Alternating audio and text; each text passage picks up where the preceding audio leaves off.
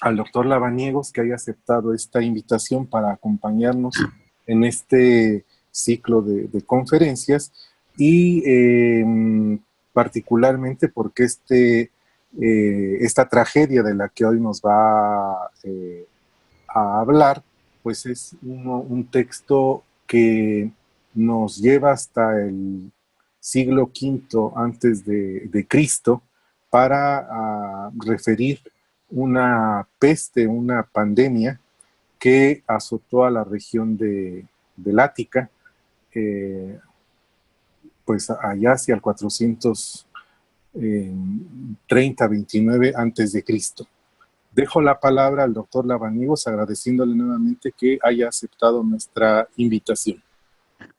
Bueno, buenas tardes a todos. Me da mucho gusto saludarlos y agradezco, yo soy el que agradezco al doctor David García su invitación a participar en este ciclo.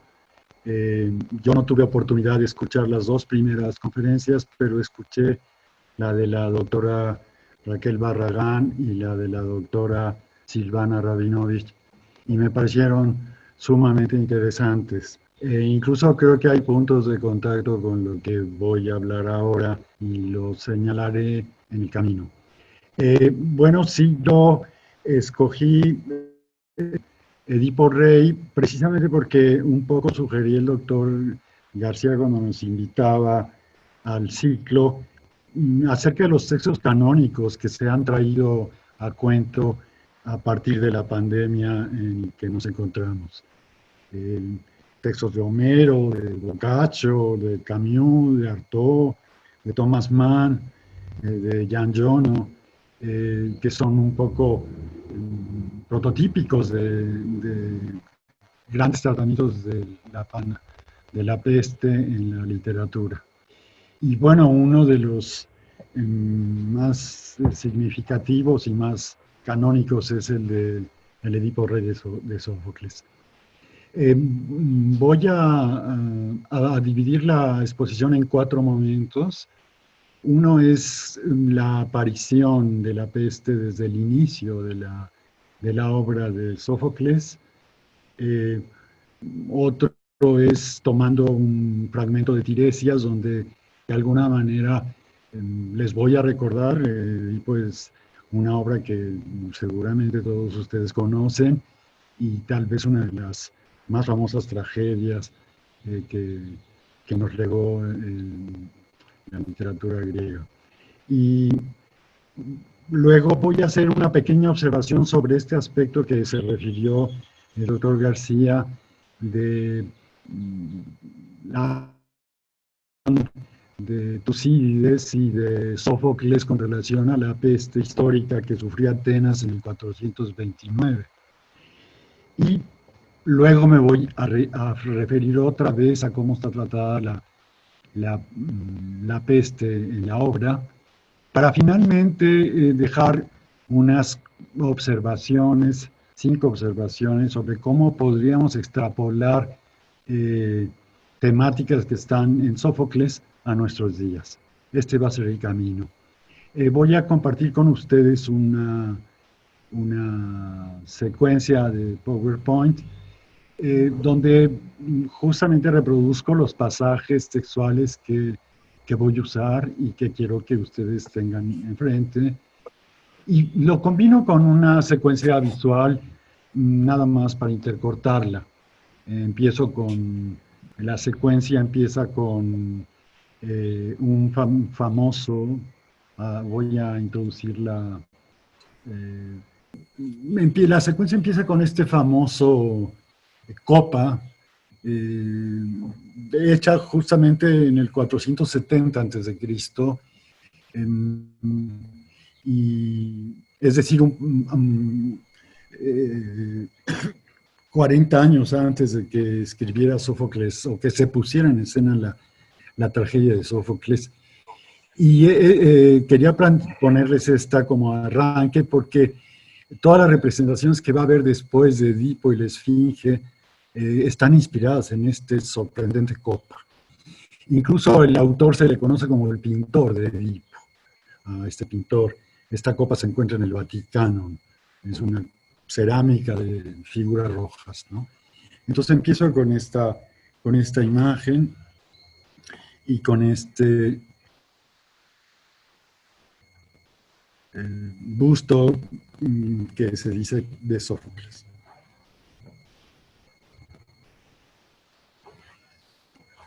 Podemos entonces decir que la tragedia de Edipo Rey, que se considera fue escrita y llevada a escena aproximadamente el 430, despliega toda su intensa y conocida, pero no menos emocionante trama, bajo los nefastos signos de la peste. También quiero decir que la secuencia esta visual que pongo, la mayoría de las imágenes que aparecen después, las estoy tomando sobre todo de la película de Pasolini de Edipo Rey. Seguramente una de las mayores recreaciones que han existido sobre la tragedia en el cine. Entonces casi la mayoría de imágenes que ustedes van a ver pertenecen a esta película notable de Pasolini. Bueno, podemos decir que Tebas se halla completamente envuelta por los efectos mortíferos de la peste y el pueblo, la multitud, acude al palacio de Edipo a suplicarle que los asista en este trance tan horrible. Y Edipo ya es el rey de Tebas, es el rey soberano del país, ya se encuentra casado con Yocasta, ya ha tenido hijos con ella, y sigue siendo un rey admirado por esta salvación que hizo de Tebas por la amenaza del Esfinge, y acuden como suplicantes a su palacio. El altar que está aledaño a su palacio, como suplicantes, llevando, dice Sófocles, ramos de olivo con cintas de algodón y vestidos como suplicantes. Y se adelanta el sacerdote, y es el parlamento que quiero mostrarles, porque en este parlamento está plásticamente el panorama de la peste, y va a ser pocas veces mencionado ya después a lo largo de la obra. Y sin embargo es tan fuerte este parlamento que nos deja todo el tiempo presentes durante la obra la presencia de la peste cubriéndolo todo. Dice el sacerdote que se adelanta para ser el portavoz de la multitud, pues la ciudad, justamente como tú mismo lo observas, zozobra y no es capaz de levantar la cabeza de las profundidades y del sangriento oleaje que se está consumiendo a causa de los brotes de la tierra que no llegan a aflorar, y se está consumiendo también a causa de los ganados vacunos que se echan a perder y a causa de los partos infecundos de las mujeres. Y la ignífera diosa, la peste, sumamente detestable, tras precipitarse sobre la ciudad la aflige, y por ella se va vaciando el solar Cadmeo, mientras el negro Hades se va enriqueciendo con lamentos y gemidos. Pues bien, estamos sentados suplicantes, sin llegar a compararte con los dioses, ni yo ni estos jóvenes, pero sí juzgándote el primero de los hombres en las desgracias de la vida y en el trato con los dioses. Tú, que nada más llegar libraste a la ciudad canea de la infeliz cantora y del tributo que le ofrecíamos.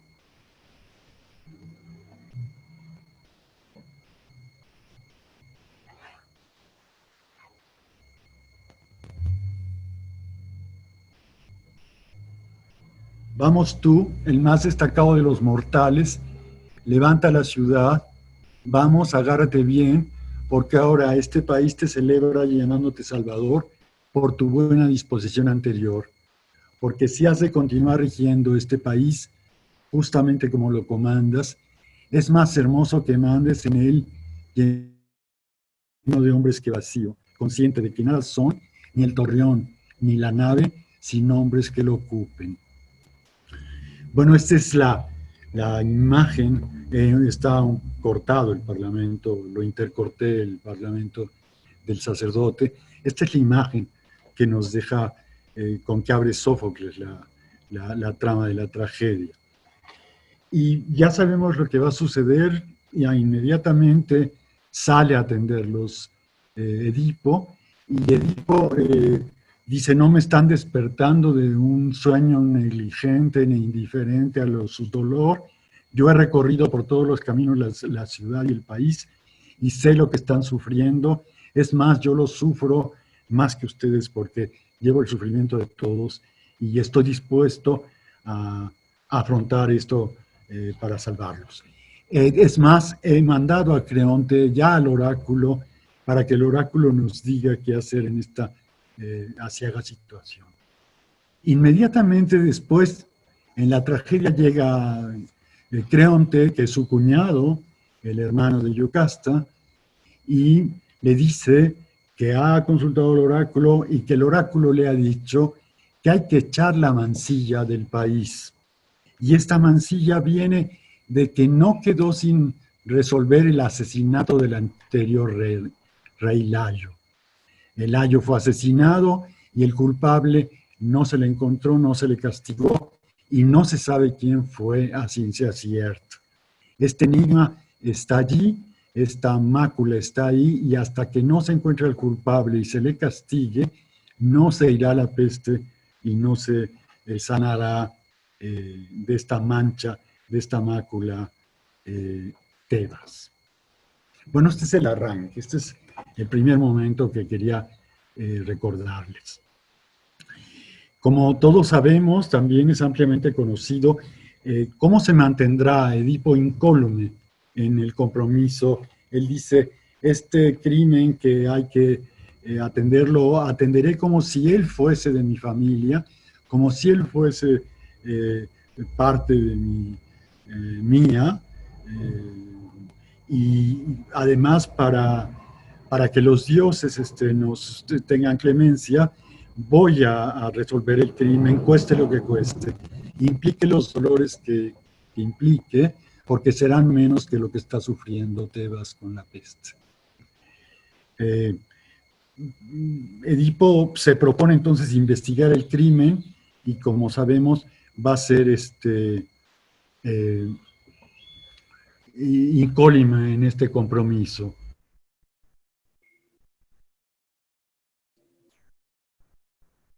Fondo, una obra que está construida, mejores thrillers modernos tiene, ¿no? Los diversos testimonios de los protagonistas, las ambiguas interpretaciones de las sentencias oraculares, todo va siendo la obra tremendamente dramática. En la medida en que va avanzando, se tiene que sumergir cada vez más en el oscuro pasado Edipo.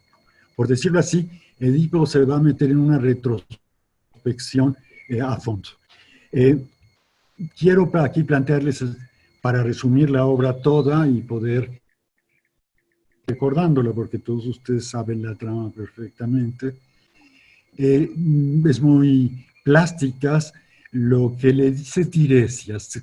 Tiresias de alguna manera anuncia todos los episodios de la tragedia en los parlamentos siguientes. Es muy dramático el encuentro con Tiresias porque se niega a hablar. Tiresias le dice: no quiero decirte. Él es un vidente inspirado por Febo, por Apolo, y se niega a hablar y dice: no me obligues a decir lo que no quiero decir. Sería para ti muy doloroso escucharlo. Y dice: no me importa, tú tienes que decirlo. Y dice: no, me niego, haz que me lleven de tu presencia. Y Edipo lo insulta y dice: ¿qué quieres ocultarme la verdad? Estás contra mí, estás conspirando con Creonte para deslegitimarme. Y entonces Tiresias dice: bueno, hablaré. Si tú te estás poniendo iracundo conmigo, si me has insultado porque lo insulta, de que es un ciego, que ya no entiende nada de la realidad, dice: te diré lo que no quería decirte. Aquí tenemos la imagen de Pasolini con un gran actor, Julián Beck, que hace de Tiresias cuando le dice las palabras siguientes a Edipo. El individuo al que hace tiempo buscas amenazando y proclamando públicamente como el asesino de Layo, ese está aquí. A juzgar por las explicaciones, es extranjero afincado aquí, pero luego se evidenciará que es un tebano indígena y no se alegrará por esa suerte, pues marchará ciego tras haber visto y mendigo en vez de rico, a tierra extraña tanteando el suelo con un bastón a medida que va caminando.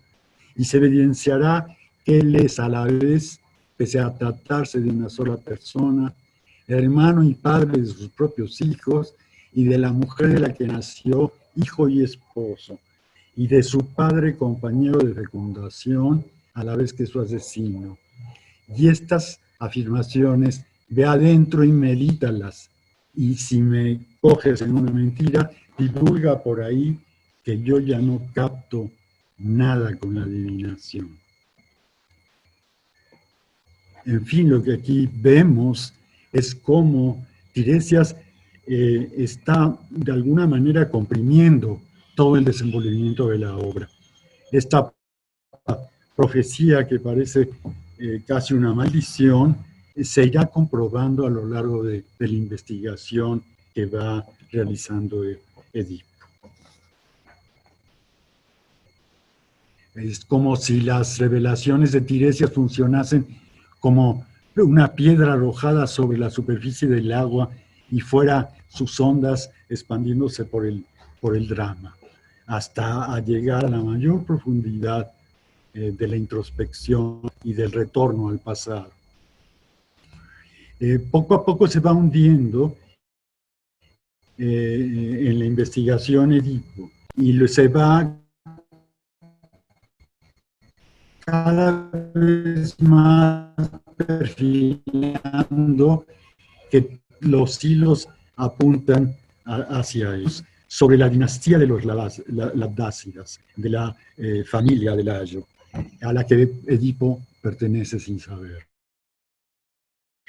Y con ello, no sin terror, Edipo va cayendo en la cuenta de que no ha hecho otra cosa que cerrar un círculo fatal. Edipo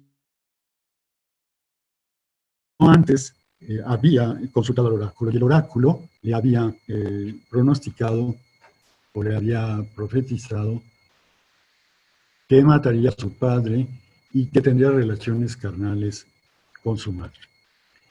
Este oráculo había sido consultado por Edipo porque Edipo en realidad se consideraba hijo de Merope y Pólibo, los reyes de Corinto, vivía en Corinto. Pero una vez unos muchachos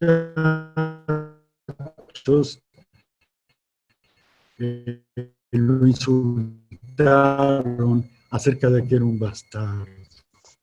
Disculpe, se escucha un poco viciado. Tremenda esta terrible profecía de su destino. Sí. No sé cómo. ¿Así me escuchan mejor? ¿Sí? Ahí se oye mejor, Manuel. Sí, ok. Sí, definitivamente. Bueno. Entonces Edipo escapa de Corinto, y es así que va a llegar a Tebas, precisamente no queriendo regresar a su patria para no cumplir con esos designios tan terribles. Y es en el camino, y en la retrospección se va dando cuenta que en el camino él se le había interpuesto antes de llegar a la ciudad en una encrucijada un hombre, un señor con su carro y sus súbditos y unos acompañantes, y que le había cerrado el camino y que autoritariamente lo había agredido. Y él, en defensa propia, se defendió y lo mató. Y mató también a los soldados que lo custodiaban, salvo uno que escapó. Y esto lo traía él con la conciencia, pero sabía que él no había sido de alguna manera el culpable del crimen. Después llega, se enfrenta a la esfinge y encuentra que para subir al trono tiene que casarse con la reina viuda, que no es otra sino Yocasta. Esto es toda la trama que ya sabemos de Edipo. Sabemos también que Edipo no se va a hundir solo en esta horrible catástrofe, sino va a hundirse, dice Sófocles, de lo más inaudito de lo inaudito, junto con Yocasta. Yocasta aparece con una tragedia de Sófocles, y esto es muy interesante porque se dice que una de las innovaciones de Sófocles en la tragedia es haber introducido no solo dos protagonistas frente al coro, que era lo tradicional, sino de haber dado un relieve tremendo a una tercera figura, y entonces serían tres protagonistas frente al coro. Y esto es tremendamente intenso en la obra. Yocasta va a jugar un papel de una intensidad enorme, y Yocasta va descubriendo también paso a paso que ella está pendiente de un oráculo anterior. Un oráculo anterior le había profetizado que Layo moriría a resultas de que lo iba a matar uno de sus hijos. Yocasta sabe que pues, puso a un niño a que muriera, hizo que se lo llevaran al monte Citerón y que lo mataran. Entonces Yocasta se va a ir dando cuenta que su hijo no solo sobrevivió, este hijo del que quiso librarse, de que fuera el asesino de su marido, y que ese hijo no solo sobrevivió, sino que en realidad mató a Layo y que ha compartido el hecho con él. El horror de Yocasta no tiene dimensiones y la obra se precipita hasta que Yocasta entra en el palacio y se ahorca en el tálamo real. Esto a raíz de que testigos, el pastor que lo iba a matar y otro pastor que viene de Corinto, le revelan que en efecto él no es hijo de Merope y Pólibo, sino que es el hijo de Layo. Este niño expósito, este niño que tenía que ser asesinado. Edipo se da cuenta de todo esto y entra tras Yocasta y la encuentra ahorcada en la habitación. Esto no lo vemos, sucede tras las fachadas de palacio. Y es un testigo el que narra esto, este tremendo desenlace ya de la tragedia en la obra. Este testigo cuenta que Edipo le arranca los broches de oro del vestido y se perfora las cuencas oculares con ellos. Y emana sangre del rostro de Edipo. Edipo sale después de esta escena terrible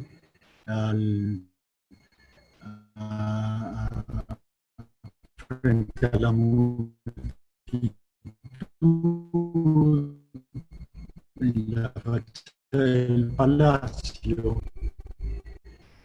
y dice: fue Apolo, queridos amigos, quien echó a perder todo esto, quien llevó a cabo asiagos males contra mí. Esos luces de mis ojos no las siguió nadie, sino este cuitado que soy yo. Pues qué falta hacía que viera precisamente yo, que de ver algo no disponía de ningún espectáculo dulce a la vista. Echarme al destierro cuanto antes, echar amigos a esta peste enorme, a este más que maldito y hasta incluso más odioso de los mortales.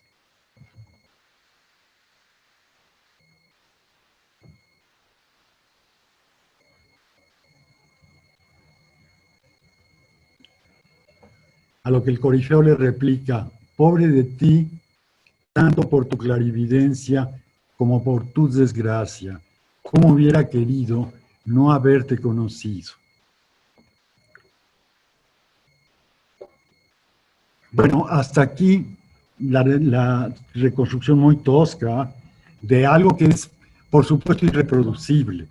El texto bello y terrible de Sófocles es irrepetible. Es una obra culmen de la literatura universal. Y no por nada Aristóteles planteó en su poética que era el paradigma mismo de la obra trágica. Y decía Aristóteles, en Edipo Rey coinciden, dice él, peripecia y ananórisis, la inversión brutal de los sucesos en la tragedia y el reconocimiento, la agnórisis. En efecto, todos los hilos de la trama llevan hacia la figura de Edipo. Por decirlo así, todo el mal que está devastando a Tebas se va a concentrar en él. Edipo se convierte del perseguidor, del cazador, se dice, en la presa. Se convierte del investigador de la enfermedad en el enfermo. Concentra en él toda la trama. Esta imploración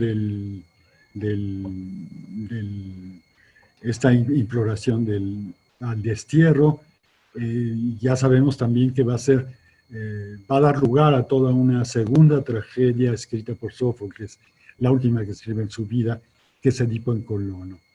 Aquí Edipo va a continuar ciego su camino por la vida, guiado como Lazarillo por Antígono, en el que es todavía muy joven, y aquí Edipo va a ser precisamente un suplicante, ya no el rey que estaba en el clímax, sino el último hombre paria, Apolis, ¿no? Apátrida, y que está pidiendo refugio en Atenas. Aquí entronca con toda la problemática que trató la doctora Rabinovich del exiliado, el emigrado, como una escoria que es expulsada y que pena de una sin tierra desterritorializada. Bueno, esta es la síntesis que les quería hacer de la tragedia, muy tosca, muy esquemática. Y ahora quisiera decir un par de ideas sobre esta cuestión de Tucídides y Sófocles, sobre la peste de Atenas. La peste de Atenas se calcula, se está fechada en el 429 a.C., en plena guerra del Peloponeso. Y Tucídides la va a tratar precisamente en la parte de sus historias que se llama la parte de la historia de la guerra del Peloponeso, que se le ha nombrado así. Y es interesante porque hay titubeos en torno a fechar la puesta en escena y la escritura de Edipo. Les puse ahí en el principio que era en el 430, la pandemia sería un año después, en 429. Pero lo cierto es que la pandemia debió impactar las vidas de Tucídides y de Sófocles de manera brutal, eso es incontestable. ¿Por qué? Porque los dos, tanto Tucídides como Sófocles, eran generales del ejército ateniense, es decir, eran estrategas al mando de Pericles. Y en esta lucha entre Esparta y Atenas, ¿no? En pleno enfrentamiento, es cuando se extiende la epidemia, que se cree que es fiebre tifoidea, una tifoidea que entonces no se le podía curar tan fácilmente, y que se extiende por Atenas y cobra un tercio de la población, muere, ¿no?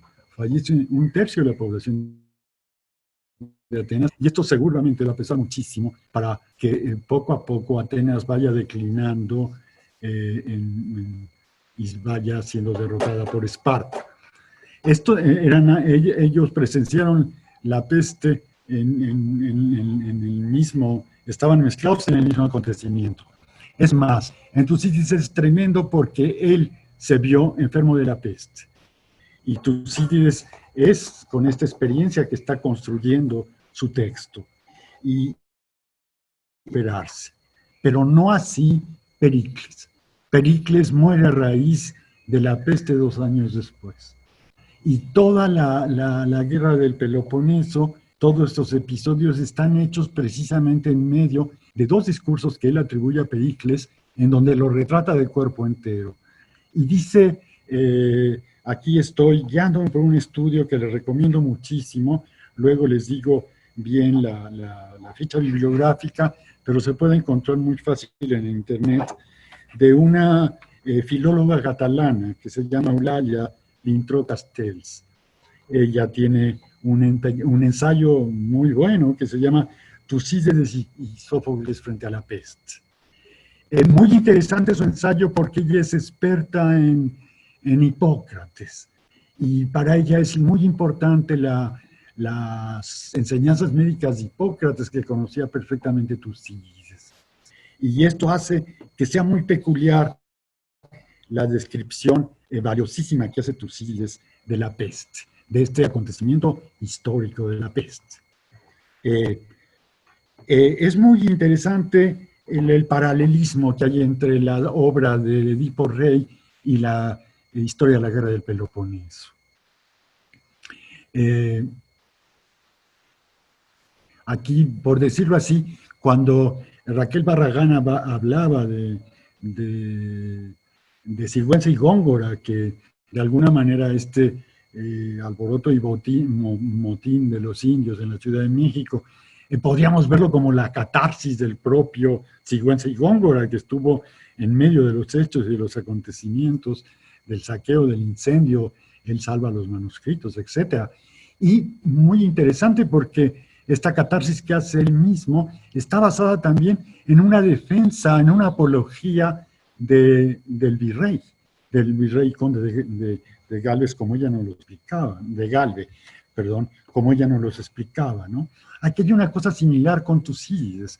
Se trata de la apología más brillante que se ha hecho de Pericles, ¿no? También hay una coincidencia, aquí está el paralelismo, ¿no? Mientras en Sófocles está concentrando toda la peste en la figura de Edipo, una figura mítica, Tucídides lo está haciendo en Pericles, una figura histórica. Es a través de su figura que vemos todo el episodio, o que en realidad se estructura el argumento de Tucídides, ¿no? Esto es muy interesante, aquí está el paralelismo en esta manera de retratar los hechos, ¿no? Sí, que esto es muy interesante, lo de la importancia que tiene la historia de la guerra del Peloponeso en Tucídides, ¿no?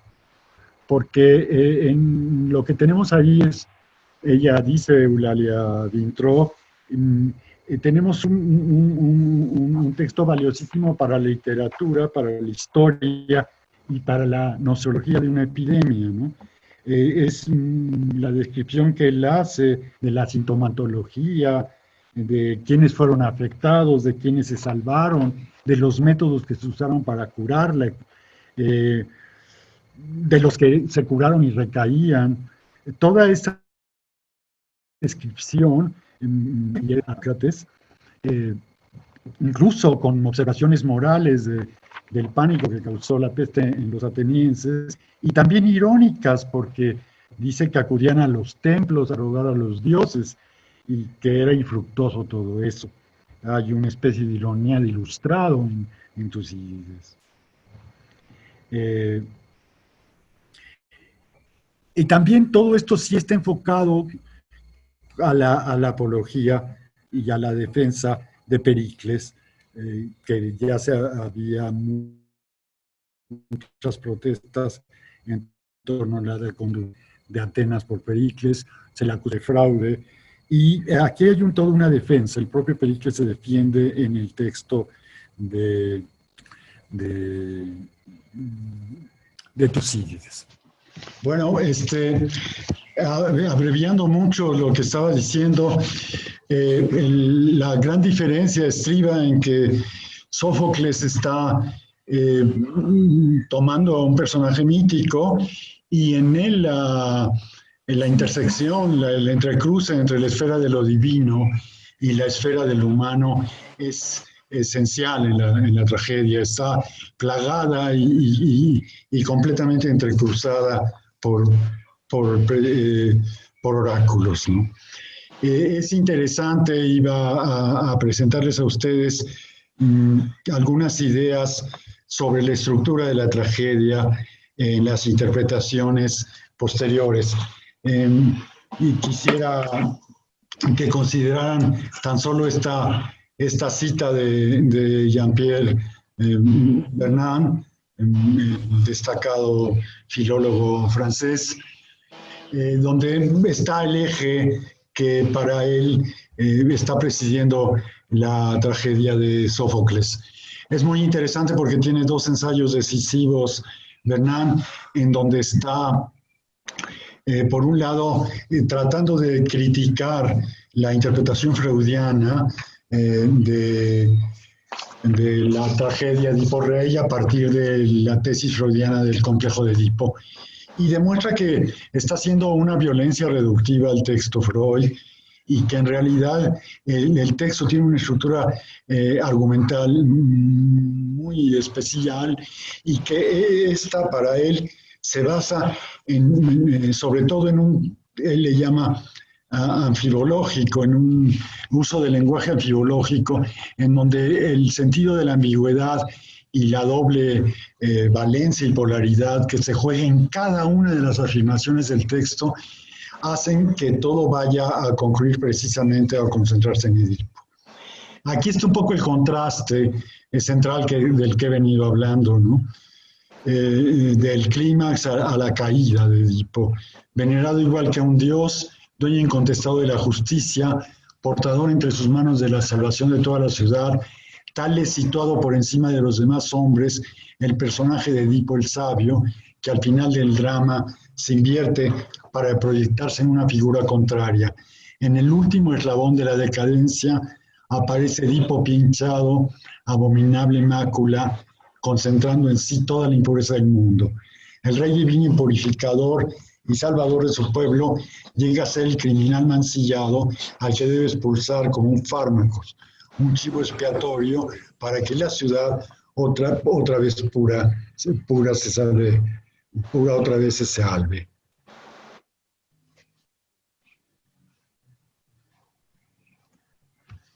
Siguiendo un eje vertical y el eje cuyo vértice y base respectivamente ocupan el rey divino y el fármacos, en efecto, se realiza una serie de inversiones que hacen de Edipo el paradigma del hombre trágico. Y sobre todo esta última frase de Vernant es la que me parece valiosísima. Cuando a la manera de Edipo quiere llevarse hasta el final la investigación sobre lo que es el hombre, se descubre a sí mismo como enigmático, sin consistencia ni dominio propio, sin punto de engarce fijo, sin esencia definida, oscilando entre igual a un dios e igual a nada. Su verdadera grandeza consiste en eso mismo, que expresa su naturaleza de enigma, de interrogación. Bueno, esto me parece decisivo porque esto es de alguna manera lo que le da transhistoricidad y universalidad a la figura de Edipo. También es muy importante tomar en cuenta que más que el hecho histórico de la peste ateniense, es la matriz para construir su texto de Sófocles, de Edipo Rey, va a ser la aparición de la peste en el libro 1 de la Ilíada de Homero. Allí también va a haber un dilema sagrado, oracular, que determina toda la peste que van a sufrir ahí los aqueos cuando están en su campamento invadiendo Troya. Me doy cuenta de que se me acabó el tiempo debido a esta interrupción y eso que no he podido pasar, la extrapolación de lo que me parece importante para retratar la pandemia de nuestros días a partir del texto de Sófocles. ¿Qué extrapolaciones nos servirían? Y bueno, lo que me parece decisivo, voy a decir los 4 puntos, aunque no los pueda presentar a ustedes con toda Aquí dice el corifeo, así termina la obra con esta frase: ¿a qué enorme oleaje de espantosas desgracias ha venido a dar? De modo que nadie considere feliz a quien todavía tiene que morir, sino que le debe examinar con toda atención todos los días de su vida, incluido el último, en que vea la luz, hasta que franquee el límite de su vida sin haber sufrido nada doloroso. Esta enunciación es con la que termina Sófocles, este carácter tremendamente enigmático que tiene la vida humana, que está abierta a la contingencia en su finitud. Esta sería el retrato del hombre. Ahora bien, lo que me parece muy valioso es extrapolar es el tratamiento tan complejo que hace de la enfermedad o de la pandemia, de la epidemia, de la peste, Sófocles. Es decir, siempre la está tratando como un complejo que no es solo, y aquí también la diferencia fuertísima con Tucídides, no es solo una enfermedad objetiva, ¿no?, que pueda verse su trayecto nociológico nada más, sino que en realidad esto va a penetrar al fondo de la psique, del soma y de la psique, del cuerpo y del alma de Edipo. Esta interiorización y modo de subjetivación de la peste me parece decisiva y iluminadora. Y precisamente todo el drama del destino tiene que ver con esto. Un poco mi tesis es esta, ¿no?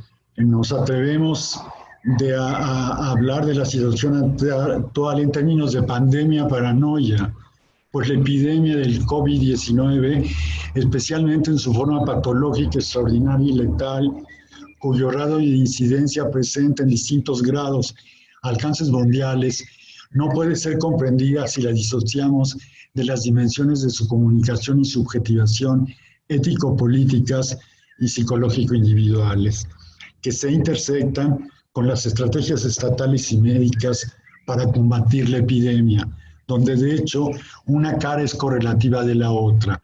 Se trata de una doble patologización. Como señala el científico Helmut Pisch, una vez más se verifica que no hay catástrofes naturales, hay dramatización social de accidentes naturales por efecto del modelo de desarrollo.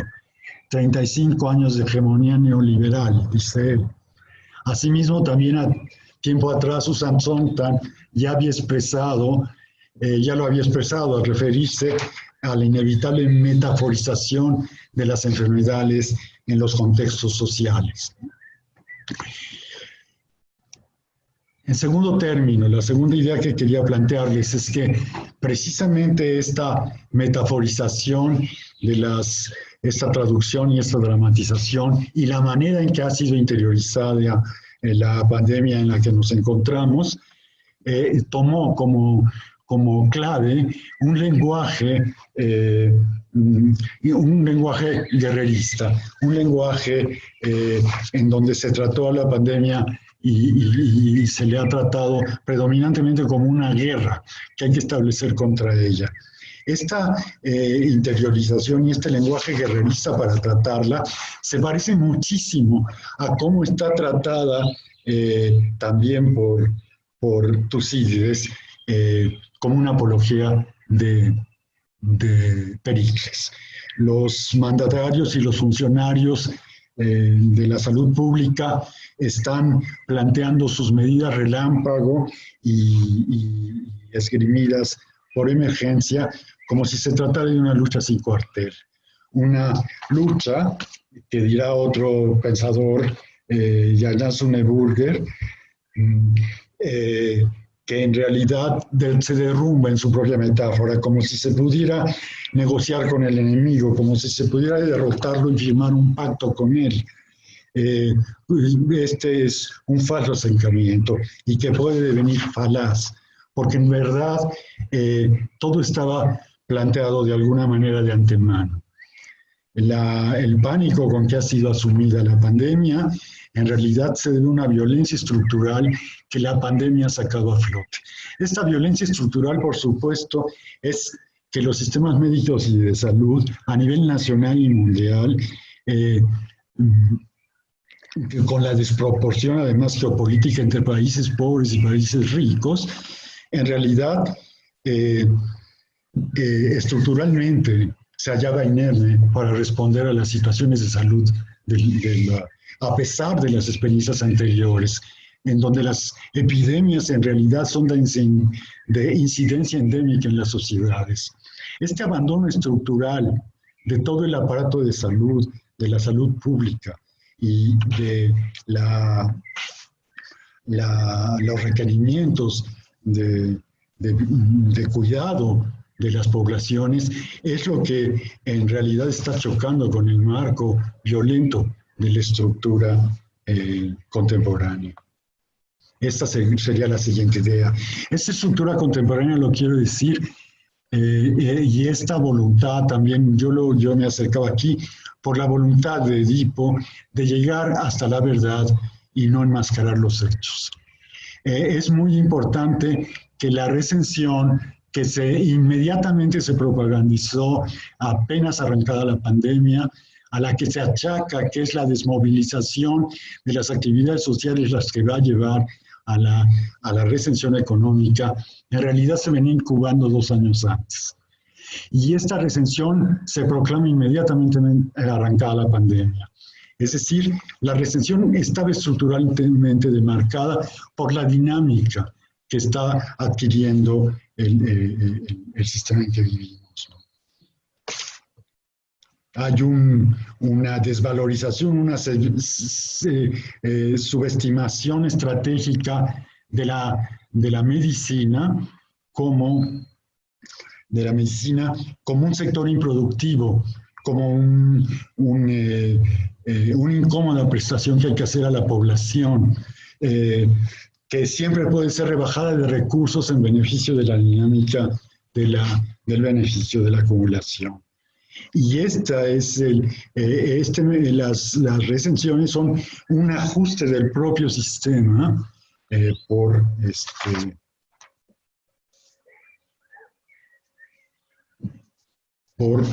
un estallamiento de sus propias contradicciones. En realidad no se trata de insuficiencia del aparato médico, negligentes o malévolas, no. Se trata de una ineficiencia planeada, ¿no?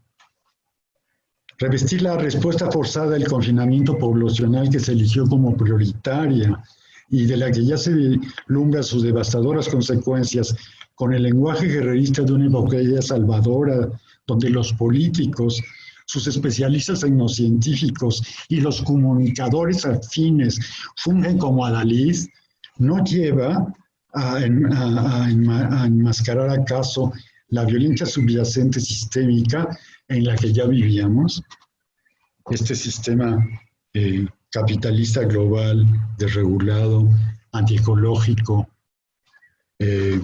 También esta idea que está en Sófocles, esta sería la tercera, según dice Reinhardt, todo el movimiento del Edipo Rey es cómo se caen las fachadas que tiene el individuo sobre su yo y sobre su personalidad, cómo las tiene que ir derrumbando Edipo para llegar a la verdad, cueste lo que cueste. Y así arribaría a su verdadera condición, a esta fragilidad esencial que también nos hablaba Silvana. Bien. Bueno, no, ya no me da tiempo de todo esto, pero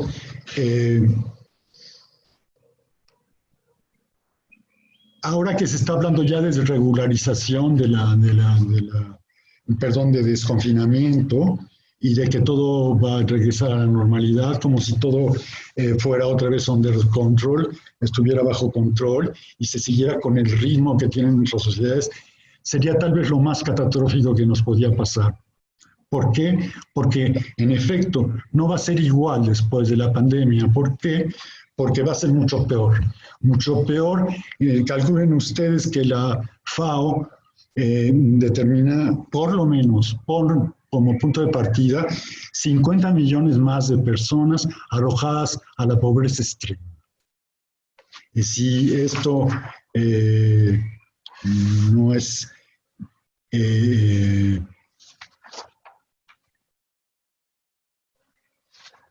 trágico de regresar a la expansión de la crisis financiera y económica internacional que fue proclamada antes, ¿no? Y que además los bancos y las grandes empresas pugnan porque las indemnizaciones para paliar lo que sucedió por el confinamiento vayan a sus alforjas, que ellas sean las que sean rehechas, ¿no? Y toda la zona más empobrecida y que perdió empleos, se mengüen las ayudas. También por ello se explica, por la competencia geopolítica se explica que no puede haber coordinación mundial de la pandemia.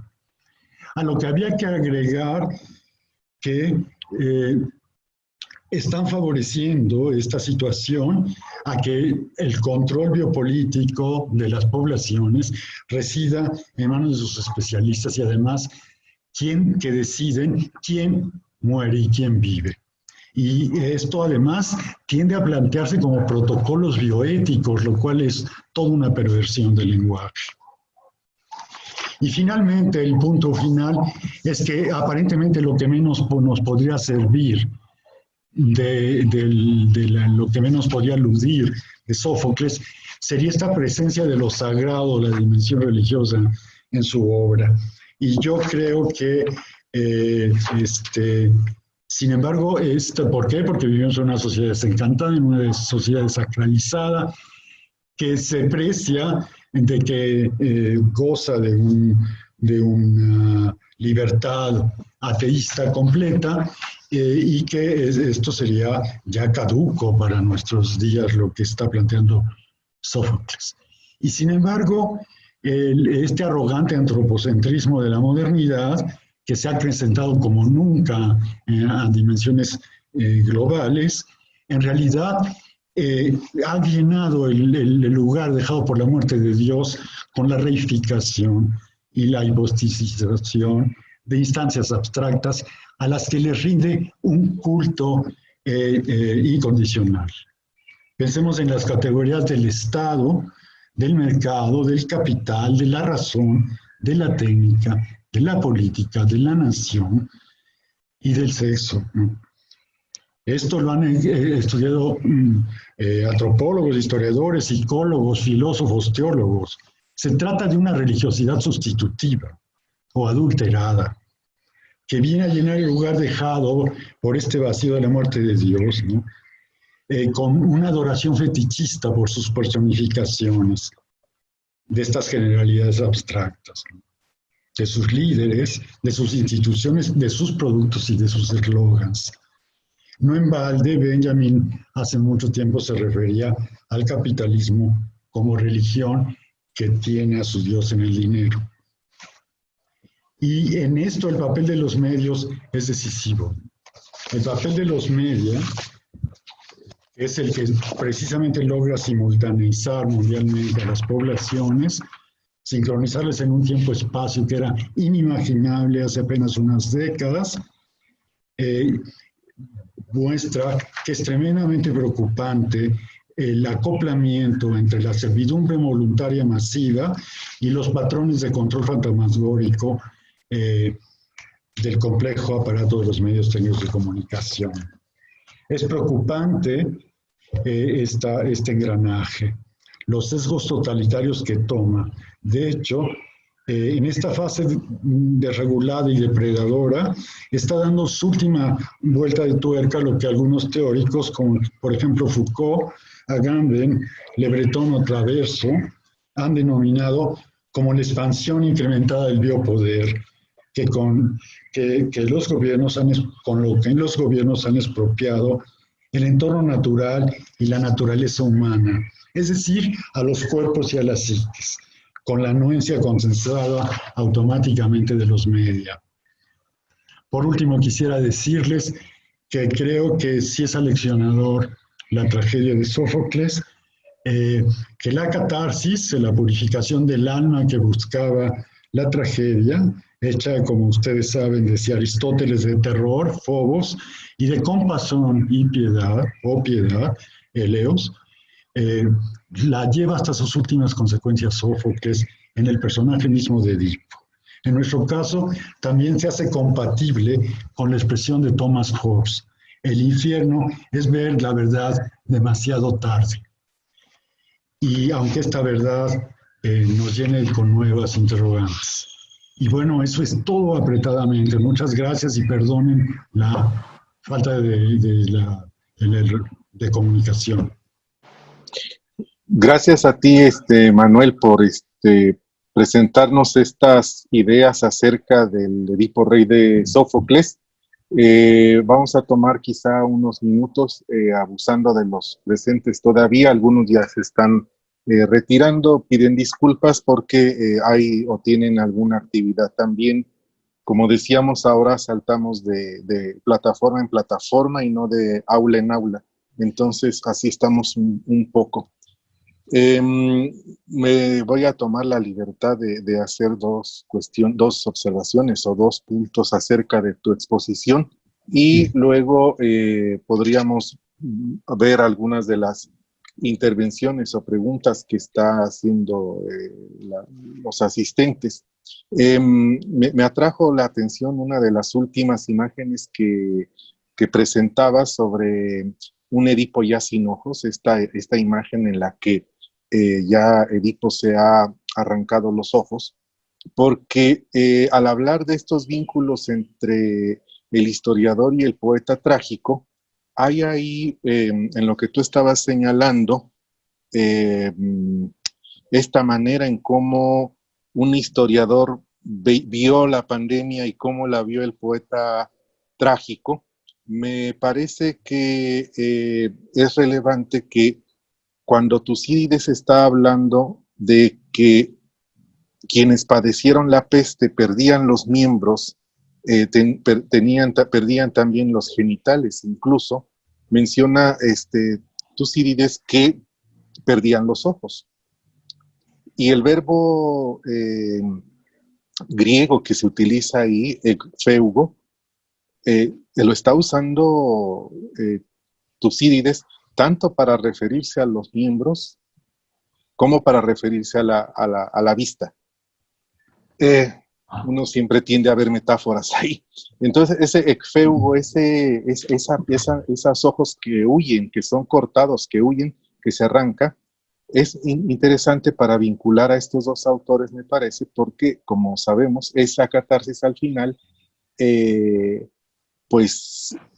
da justamente en que Edipo se arranca los ojos.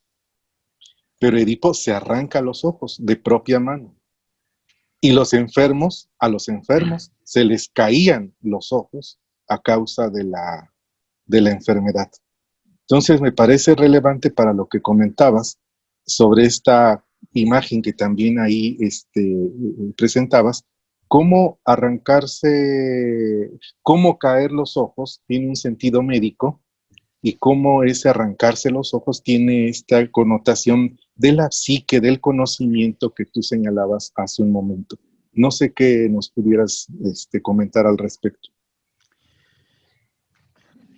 Sí, por supuesto que esa imagen es decisiva, ¿no? Es decisiva y este juego de la ceguera y la evidencia, también no lo dije, Tiresias es ciego, ¿no? Y Tiresias, hay una idea muy fuerte de la sabiduría, ¿no? Esa sabiduría que para los griegos era también saber ver, ¿no? Y es tan intenso este saber ver la verdad en sus límites de la condición humana, que una vez vista, la visión superficial de las cosas es superflua, ¿no? Ellos tendrían una visión interior con que sustituyen esta ausencia de visión perceptual o sensible, ¿no? Sensorial, ya la han tenido, ya la han interiorizado y asumen esta por decirlo así, catástrofe de los sentidos que cae sobre ellos, ¿no? Esto también sería fuertísimo cuando se sufre una enfermedad y se sobrevive a ella, ¿no? En realidad, el que sobrevive pasa a otro estado de su existencia, ¿no? Sí se me hace que toda esta comparación cuidadosísima de, de Tucídides y Sófocles da para mucho, ¿no? Da para mucho, ¿no? Sí, sí, es bastante rico lo que se puede sacar en términos comparativos de estas dos piezas. Y bueno, tendría otra cuestión, pero esta la comentamos luego si quieres, porque para dar pie para más bien los participantes, si alguno tiene alguna pregunta, generalmente las mandan por el chat, en fin. No sé si las puedas ver tú. En general, el público te agradece tu participación. Les interesa o les ha interesado mucho. Luz Espinosa pregunta acerca del aspecto irónico de la peste en esta época, si alguien puede decir si la pandemia tiene ese lado irónico, ¿no? Por ejemplo, no sé si quisieras agregar algo. Solamente una cosa muy interesante, ¿no? Que si leemos, como tú señalas también con Tucídides o a Sófocles, vemos que tiene una dimensión brutalmente trágica, tanto a nivel de la historia ateniense como a nivel de la condición humana, toda la trayectoria de Edipo, ¿no? Lo que pasa es que en nuestros días, yo iba a hablar no me dio tiempo, pero iba a caracterizar a los más media como los nuevos oráculos de nuestra realidad, ¿no? Como unos oráculos grotescos. Y esta religiosidad sustitutiva también como adulterada, ¿no? Y que esta dimensión de la otredad abismal, que sería lo propiamente sagrado, la evadimos, ¿no? Esto me parece muy, muy importante porque vivimos no una realidad solamente trágica, sino profundamente tragicómica, ¿no? Hay otro aspecto que dejé en el tintero y que daría para otra reflexión muy grande, que es esta continuidad del enigma de Edipo a través sabemos, lo que se puede considerar la trilogía de Sófocles, ¿no? Que sería, en términos de la saga y del argumento, Edipo Rey, Edipo en Colono y Antígona, aunque las escribió en otro orden en su vida, ¿no? Pero esta secuencia de cómo continúa la saga del estirpe de Edipo, y muy interesante porque es la estirpe de Cadmo, de la que también nos habló Raquel Barragán, ¿no? Este estirpe cadmea, ¿no? Y cómo ahí lo que está en juego tiene dimensiones trágicas. Aquí lo que está en juego más bien es tragicómico, se llega al absurdo, ¿no? Se llega a un absurdo en donde los personajes o estamos inmersos aquí como si fuésemos Edipo, que no podemos o que evadimos todo el tiempo nuestro destino, ¿no? Lo cual es de algún modo irónico y paradójico, ¿no? Jan Hancock es un escritor polaco muy importante que escribió el famoso libro El manjar de los dioses. Muy interesante porque ahí habla de Sófocles como experto en la circulación de los venenos negros que invaden el mundo. Sócrates sería experto, Sófocles sería experto en sus obras en tratar estos venenos negros que corroen la condición humana, ¿no?